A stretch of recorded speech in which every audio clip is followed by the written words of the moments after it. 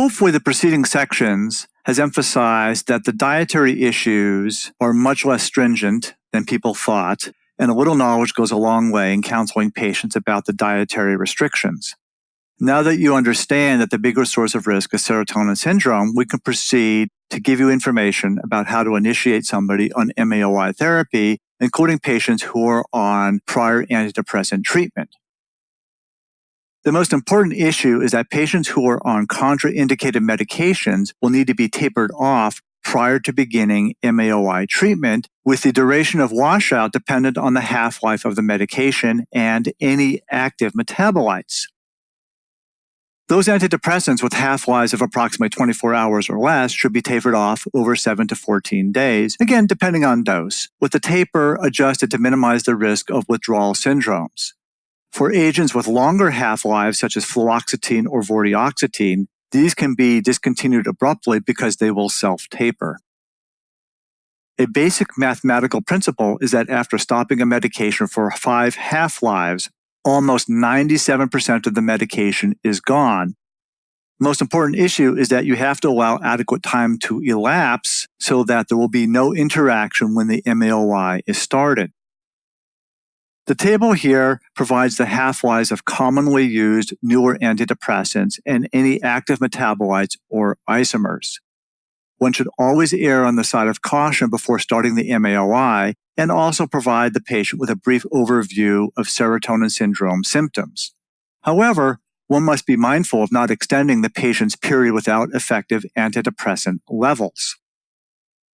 The biggest outlier in all of this, of course, is fluoxetine. Not only does fluoxetine itself have a half-life of 87 hours, it has an active metabolite norfloxetine, which has a half-life of 1 to 2 weeks. Often, many clinicians will avoid using fluoxetine because of the prolonged half-life of its metabolite, which can interact not only with future MAOIs, but other medications as well. Initiation of an MAOI must always be based on whether the patient can reliably follow the basic dietary advice and agree to check with their clinician before starting any new medications. The titration of MAOIs should proceed based on tolerability, with orthostasis being the primary dose-limiting adverse effect with rapid titration. This may be especially true in older patients who have poor vasomotor tone and those on alpha-1 blockers or other agents that may induce orthostasis. The rapid titration schedules present in certain package inserts should not be followed. For example, the Nardil package insert says the initial dose is 15 milligrams 3 times a day. It then goes on to say the dosage should be increased to at least 60 milligrams per day at a fairly rapid pace consistent with patient tolerance. The orthostasis management strategy is very similar to that employed for clozapine. Minimize the use of concurrent alpha-1 antagonists, lower doses of antihypertensives as much as possible if the blood pressure starts to drop, and encourage adequate fluid intake. For those who have ongoing orthostasis and don't have a history of congestive heart failure, one can consider the use of the potent mineralocorticoid fludrocortisone starting at 0.1 milligrams per day and advancing every 10 to 14 days if needed to a maximum of 0.3 milligrams per day. The older literature noted weight gain, peripheral edema, and sexual dysfunction as common adverse effects, but the most recently studied MAOI, transdermal selegiline, reported rates of these adverse effects as follows in their package inserts. So weight gain was 2.1% versus 2.4% for placebo.